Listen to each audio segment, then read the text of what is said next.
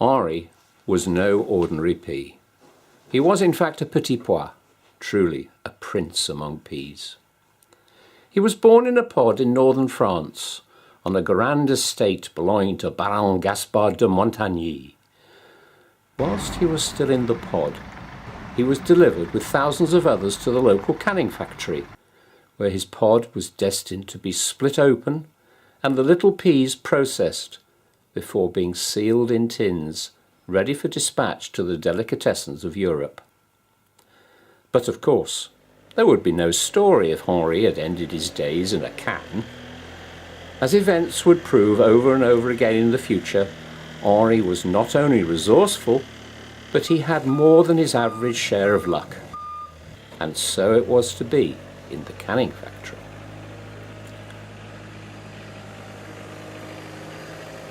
Once inside the factory, his pod was loaded into a big hopper, which fed onto a conveyor belt.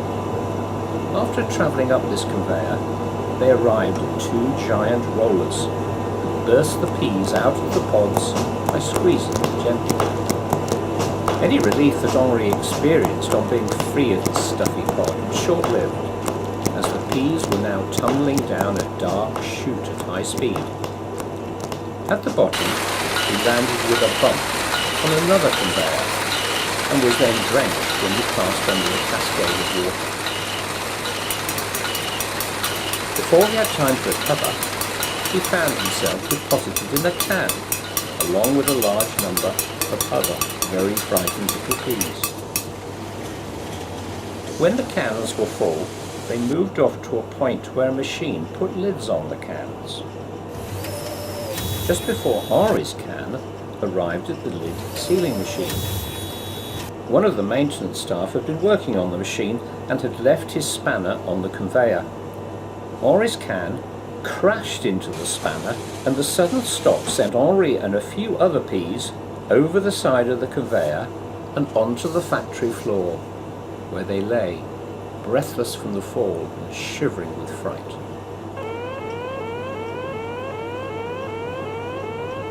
The maintenance man quickly returned, retrieved his spanner, and sent Henri's can on towards the lid sealing machine.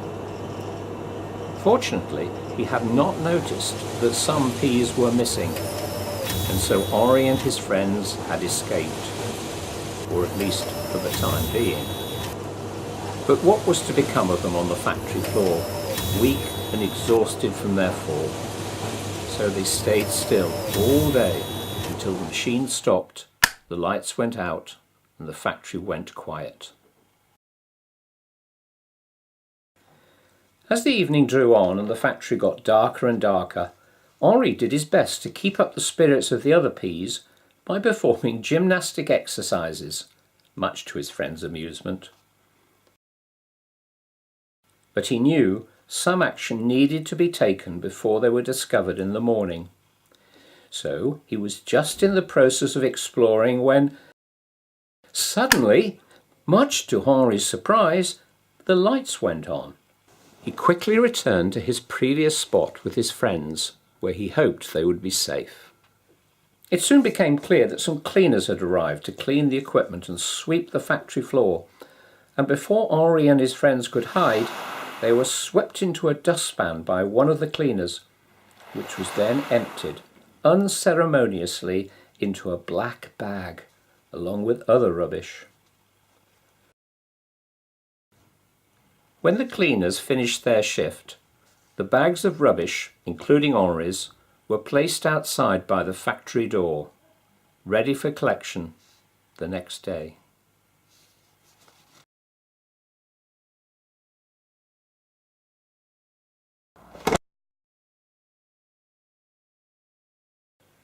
In the morning, Henri was awoken from his sleep by a strange beetle, who, like him, was trapped in the large rubbish bag and was looking for a way out.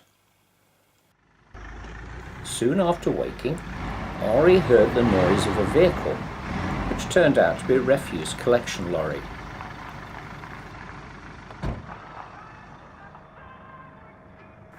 The driver got out of his cab and went to where the cleaners had left the bags. He picked them up and threw them carelessly onto the back of his truck before continuing on his journey to the disposal site, where the rubbish would be incinerated.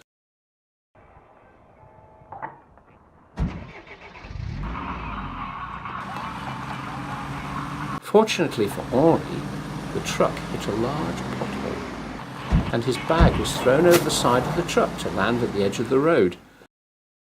Before long, the strange beetle made a hole in the bottom of the bag and was quickly out and away. Henri realised that this was his chance to escape before the refuse truck returned to collect the fallen sack. So off he set, following in the footsteps of the beetle without knowing where he was heading.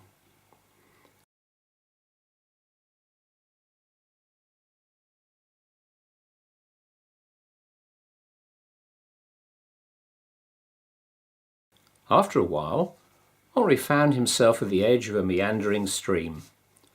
He wandered along the bank looking for a way to cross until he saw a small branch which appeared to be jammed between the two banks.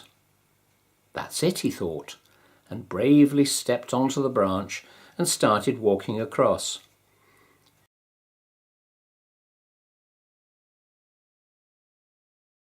He was more than halfway across when suddenly he tripped and fell into the water. Luckily, just at that moment, a stick was floating down the stream, and Henri managed to grab hold and haul himself onto it.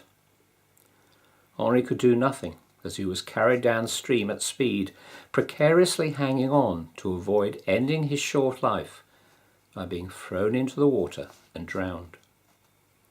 However, at a bend in the stream, the stick lodged against the bank, and Henri was able to roll off once again onto dry land, which by good fortune was on the opposite side of the stream. So he had achieved his original objective of crossing the stream, even if he was a lot further down than he had intended. As he continued to explore, Henri found that he was close to a red brick cottage. It looked very welcoming, so Henri strode off purposefully towards it. Suddenly, a dark shadow appeared behind him, and before he could react, a large black crow grabbed him in its claws and carried him away. They had not gone far when a small piece of wood whistled through the air like a missile and struck the crow on its wing, causing the crow to open its claws and leaving Henri to drop several feet to the ground. He lay there struggling for a moment, badly shaken up, but otherwise unharmed. He looked around to see if he could determine the source of this miracle missile that had saved him from yet another grisly fate. He couldn't believe his eyes as he focused on a very large old marrow, dressed in a smart red jacket and a wide-brimmed hat. After his initial surprise, the old marrow knelt down, and Henri was able to rush forward and gratefully shake his hand. "Thank you so much for saving my life. Please tell me your name and how I can repay you." My name is Marty, and repayment is not necessary. Those crows are a real nuisance and make too much noise, so I was pleased to help you out. Now sit with me, young green one, and tell me all about yourself. So they sat beside the hedge, and Henri told his new friend Marty his name and all about the amazing adventures that had befallen him since he had emerged from his pod.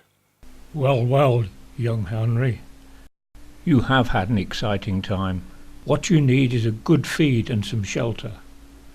I have a large home and no one to share it with, so you are welcome to stay with me as long as you like. And so saying, the likeable old marrow led Henri back to his home beside the cottage's garden shed. It turned out to be an abandoned dog kennel, now partly buried in a compost heap. This heap provided a regular source of worms and discarded food scraps. Henri quickly made himself at home, and together they ate some food and chatted before settling down for the night. Henri climbed up to the end of Marty's straw mattress, where he was to sleep. He marvelled at his good luck in finding such a kind friend, and for the first time in his short life he felt warm, happy and completely safe. And he was soon fast asleep, dreaming of new adventures.